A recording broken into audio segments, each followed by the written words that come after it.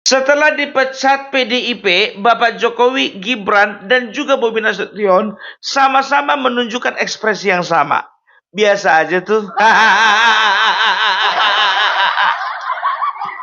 Nggak sedih tuh. Orang biasanya kalau dipecat dari kerjaan, kebingungan. Aduh, gimana lah anak istriku mau makan apa bulan depan ya? Apalah aku bikin untuk uang sekolah anak-anakku ya? Kan biasanya kalau dipecat itu kebingungan kan? Ini enggak. Santai aja, santai. Datang Bapak Joko Widodo ketika ditanya wartawan, bagaimana respon Bapak mengenai Bapak sudah dipecat dari PDIP? Apa kata Bapak Jokowi? Kita lihat aja, biarlah waktu yang mengujinya. Dalam. Begitu ditanya wartawan kepada Bapak Gibran, ya kan? Gimana Pak tanggapan Bapak? Bapak dipecat dari PDIP. Saya mau fokus dulu membantu Bapak Prabowo. Jadi isu mengenai dipecatnya dia itu udah gak penting. Begitu juga ditanya dengan menantunya Bapak Joko Widodo, Bang Bobi Nasution. Bang Bobi, gimana menurut Bang Bobi setelah dipecat dari PDIP? Dipecat dari PDIP. Kayaknya dari kemarin saya udah masuk Gerindra deh.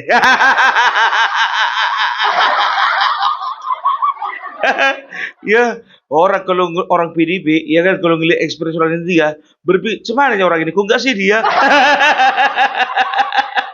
Heran orang itu, kan begitu. Cuman orang ini, santai kali hidup orang ini. Serangkali kayaknya dipecat itu. Aku bilang sama kalian, ya, yang membacakan itu surat pemecatan itu, cuman kaliannya kebingungan kalau dipecat PDIP. Kalau mereka bertiga nggak bingung. Udah aku bilang di video sebelumnya, nggak ada ruginya. Kalian nih yang rugi. Jadi kita akan bahas dulu mengenai respon masing-masing. Kita mulai dulu dari Bapak Joko Widodo, ya. Bapak Joko Widodo mengatakan apa? Mengatakan bahwasannya biarlah waktu yang menguji. Kan itu dalam kali itu. Artinya apa? Ya kita akan lihat lambat laun, makin lama makin tenggelam nanti PDIP tanpa saya.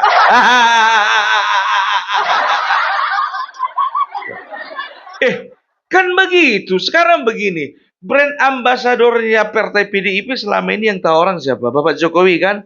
Bapak Jokowi, kan begitu. Jadi betul Bapak Jokowi itu diusung oleh partai PDIP. Tapi yang membesarkan partai PDIP siapa? Bapak Jokowi. Kan begitu. Sedangkan Ibu Megawati sendiri yang sudah menjadi seorang pendiri, nggak bisa kok mengangkat derajat dari partainya.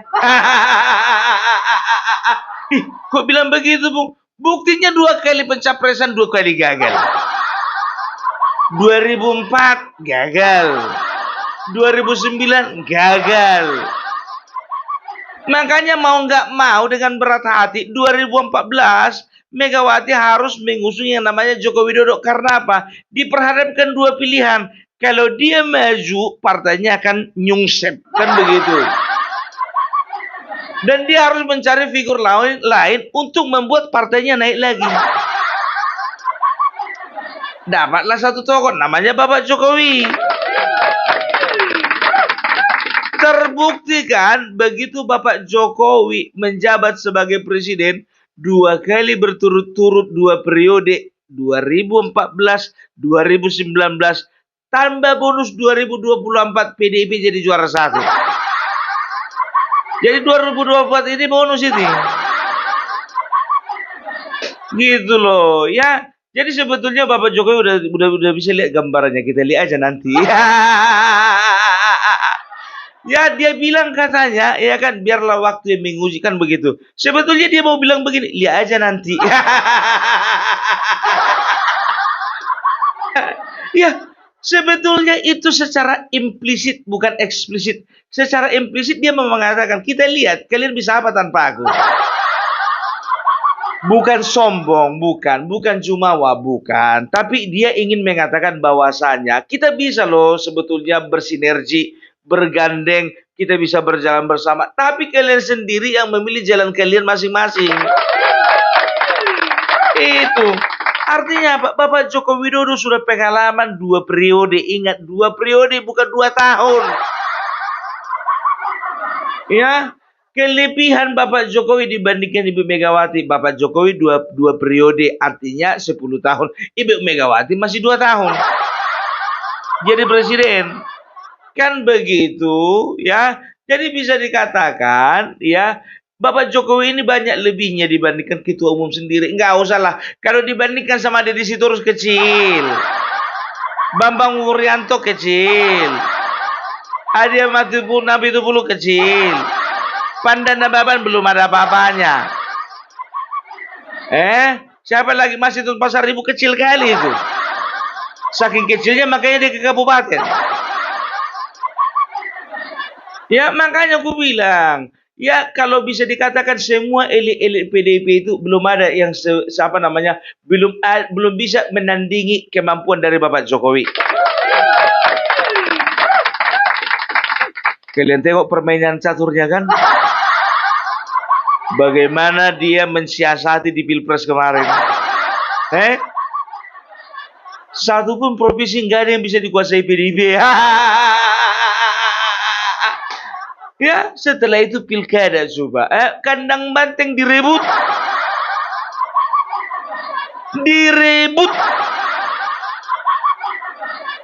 Ya, udah kelihatan kan bagaimana permainan Bapak Joko Widodo. Master, wah. Walaupun Pak Utut yang menjadi Utut namanya, bukan Utut. Utut. Nama lengkapnya Utut apa ya, lupa aku. Tapi Pak Utut ini ya, dia adalah Grandmaster catur di Indonesia. Tapi ya, kalau masalah percaturan politik jangan ditanya Bapak Jokowi. Ya, itu dia. Jadi jangan kalian kira Bapak Jokowi itu ngomong sembarangan, cuman asalnya belak doang. Kita lihat, biarlah waktu yang menguji. Ya, karena dia tahu, ya mereka ini sebetulnya nggak bisa lepas dari brandingnya Bapak Jokowi, nggak bisa. Coba perhatikan kalian dulu, 2014-2019, rata-rata caleg di belakangnya itu foto Bapak Jokowi, bukan Megawati. Kalaupun ada gambar dua-duanya, biasanya Bapak Jokowi sebelah kanan, calegnya sebelah kiri, sama-sama besar. Tapi Megawati itu nanti agak di atas sedikit, kecil aja.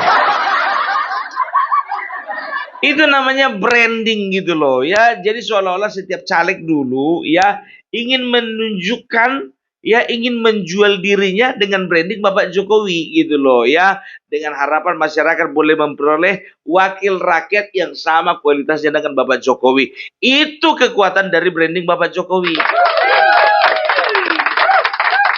Ya, iya ya. Jadi aku bilang yang pertama itu, Bapak Joko Widodo itu lebih unggul daripada Megawati. Bapak Jokowi punya pengalaman dua periode, bukan 2 tahun, kan begitu. Baru approval rate-nya itu sampai masa jabatannya terakhir itu sekitar 80,8% itu. 80,2 atau 80,8% ya. Bisa dikatakan luar biasa. Ya, Ibu Jokowi mana ada segitu. Kalau misalnya bisa segitu kan nggak mungkin gagal jadi presiden. Udahlah Bu, akui aja lah Bu. Sekarang begini ya, kesombongan itu adalah awal dari kejatuhan. Kalau kita tidak mengakui kemampuan orang lain, kalau kita tidak mampu untuk melihat kelebihan di dalam diri orang lain, berarti itu namanya sombong. Ibu pernah dengar Mandra nggak bilang begini? Sombong amat. Aduh, aku jujur aja lah. Begitu dibilang Bapak Jokowi, biarlah waktu yang menguji. Aku agak merinding aku. Ya, merinding ini. Memang Bang Paberlak ini sangat luar biasa sekali ya teman-teman kalau mereaction PDI Perjuangan. PDI Perjuangan ini memang banyak sekali kisruh dan masalahnya ya. Bagaimana mereka ini masalah di internal, masalah dengan musuh-musuhnya di luar, itu membuat PDP ini kalang kabut ya. Dan bagaimana menurut kalian, teman-teman?